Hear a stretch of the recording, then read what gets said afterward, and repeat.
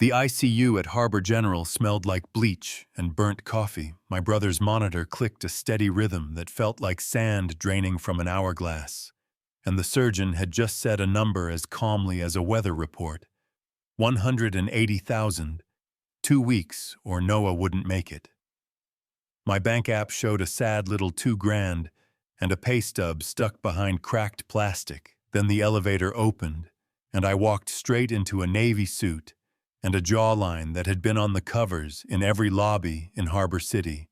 The woman in a red dress behind him sliced me up with her eyes and said, "Watch it." And that should have been the end, except the man didn't move. He looked at me like a math problem and said, quiet, like it was a secret. "How much do you need?" I laughed. The kind of laugh that tastes like old salt. "Excuse me," he said. His name like a key card. Grant Whitaker. And yeah, I knew the name. He said he'd heard the talk with the nurse heart surgery cost deadline. Then he said, "I'll pay for it, plus $250 for you. You walk outside with me, take my hand. Smile like you love me," and just like that the floor tilted. I asked what kind of game this was. He gave me the short version his grandfather built. Whitaker Dynamics, and built one trap into his will: be in a committed relationship. By 35 or lose control. The engagement to red dress had ended an hour ago, 5 months left. He needed believable, not manufactured, and he believed I was desperate enough to say yes. He pulled out his phone and said, "Bank number." My stomach flipped, and I gave it the deposit. Hit in seconds, 40 grand. My phone buzzed like it had a pulse. I could say, that's when I fell. I didn't. I was terrified. But terror can carry a body across a lobby and outside under that hard harbor wind. He lifted our hands and said to his ex Sloan, "This is my girlfriend Riley," and her smile did not reach her eyes, and mine probably looked like a sticker, but I held, I nodded. I did the job. Inside, doors opened like magic. The administrator who told me 6 months suddenly had tomorrow at 7, best surgeon in the state, private recovery, all expenses signed and stamped. Meanwhile, Grant kept his voice low and his answers short. Not a savior speech in sight, just a man used to moving mountains with calendars and money. And when we finally stepped out into the night, he said the words that made me catch my breath. "My place has 2 bedrooms, separate spaces, public affection. When needed, private boundaries, always. You keep your voice in this, and Noah's care is covered through recovery and beyond," I said. "If this hurts my brother, we end it," he said. "Done." We stared at each other in the reflection of the town car window, 2 strangers about to lie together for a good reason, you know what I mean. The next morning I sat with coffee I couldn't swallow. While the OR light glowed sea green, Grant arrived like it was the most normal thing for a billionaire to show up with a laptop and bagels and say, "Where else would your boyfriend be 9 hours later?" the surgeon said. Beautiful repair. My knees went wobbly.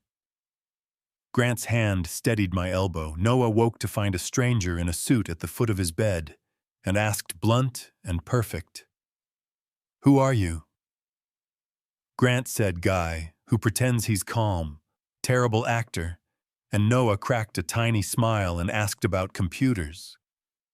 Grant lit up and talked RAM and bottlenecks, and it wasn't a show, not then, not to Noah. The training started. Flashcards of our first date. How we order pasta, the color I love, the way he circles his thumb when he holds my hand. And then came the gala photographers like a storm, questions like insects. Grant's arm at my waist, my smile steady, a reporter shouting about the broken engagement, and then Sloan appearing with our biggest competitor, and a smile sharp enough to shave rebound suits you. "Riley," she said. I stepped forward out of Grant's shadow and answered softly, "I'm not studying his past, I'm building our future." Her eyes flickered, and before I could exhale, an older man with bright blue grandfather eyes appeared. Edmund Whitaker, and asked me onto the terrace, city lights in the glass cold air in my lungs. His question, a hammer wrapped in velvet. "Tell me plainly, do you love my grandson?" I told him. "The only thing I had, I don't know yet. I think I could. I'm scared." He smiled, like he'd found what he was looking for, invited me to dinner, said bring that honesty. The estate felt like the museum people actually lived in. Isabel walked me through a painting that looked like moonlight in water. Harper talked scholarships for people who had to quit school to care for family, and Edmund watched the way Grant touched the small of my back when someone said my name and nodded like he'd solved a riddle. I drove back, floating. Then the internet did what the internet does. A blog called me a gold digger with receipts and screenshots and a picture of that first transfer. Like it proved the whole soul of me, comments burned holes through my skin. It was ugly and it was loud, and the worst part was the piece of it that wasn't a lie. I had needed the money. I had accepted the deal. I stared at Grant in the hallway, meetings stacked like bricks, and decided the noble thing was the quiet thing, so I packed. I told him I didn't want to hurt him, he said. "Don't turn fighting into running," I said. I was saving him from me, yeah. That happened, and I hated my reflection in the elevator glass all the way down. 3 texts landed that night, the entire contracted amount transferred. Even though we were short on time, a link from Harper for the scholarship program, with 4 words. "Apply, don't be scared." And 1 more line from Grant, "If you need anything." Anytime, I meant it. I cried until my ribs hurt, and woke to Harper's voice saying, "Coffee now." She didn't pat my hand or bless my heart. She showed me Edmund's email to the board, him calling his own will clause. A mistake recommending it be removed, saying we had something he couldn't mandate the truth. And she said, "Board's at 9, you show or you don't. But if you let my brother stand alone, I won't forgive you." So I went shaking, heartsick, no script. The boardroom was glass and leather and suspicion, Edmund at the head. Grant upright, like a rope pulled taut. Sloane in a muted suit with a smile that said she'd eaten. I asked to speak, and a director said it was closed. Edmund lifted his hand like a gavel and said, "Let her." So I did the most terrifying thing. I told the whole ugly, brave story. I said, yes, I took money to save my brother's life. Yes, he took my image to buy 5 months of breathing room. And somewhere between fake smiles and hospital lunches, something that wasn't in the contract started growing. I said I left because fear is clever at sounding reasonable. A man called me opportunistic, like he'd found the perfect word, and Grant turned and looked at me and then looked at the table and said, calm and final. "If you ask me to pick between this company and Riley, I pick Riley." Time stopped. Edmund called the vote. Hands went up and the clause died in a side room. Grant's forehead touched mine. The breathing came back. We thought that was the end.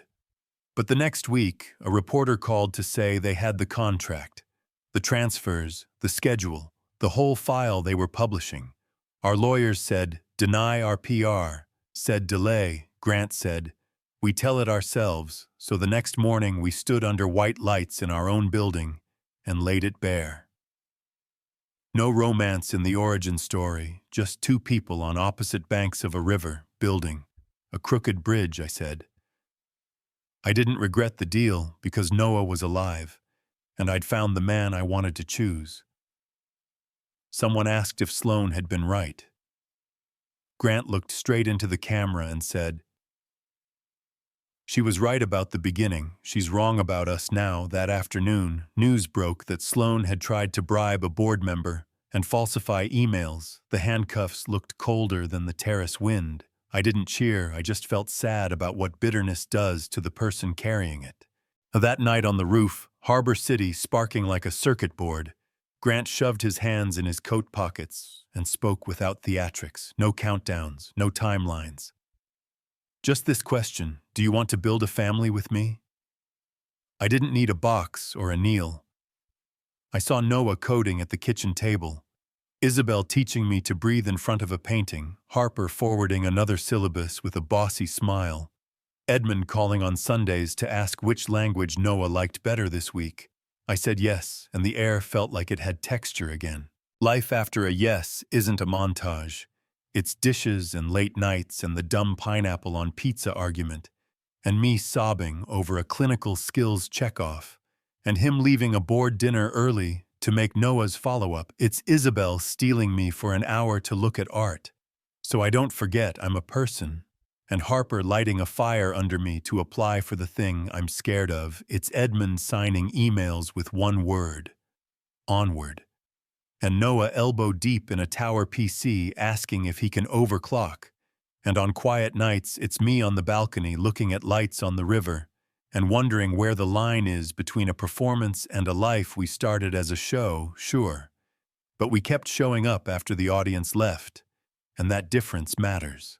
People ask whether I would take that deal again, whether the press exposing what we hid was justice or cruelty, whether a company has any business tying love to leadership. I don't have clean answers for everyone. I have the truth that sits right in my chest. I made a hard choice, then I owned it. Then I told it out loud. Then I chose again and again and again, until the choosing felt less like bravery and more like breathing. I don't think that makes me a saint or a scammer. I think it makes me human. And I think a lot of us are building weird, imperfect bridges for the people we love, you know what I mean. So tell me, if you were me in that hospital hallway, would you take a stranger's hand to save your family? Do you think wills should police private hearts to protect public companies? Does publishing a painful truth heal anything, or just entertain the crowd?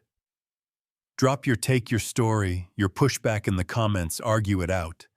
But try to be kind, and if this hit a nerve, subscribe, share it, with the one person who needs to hear that imperfect beginnings can still lead somewhere worth standing.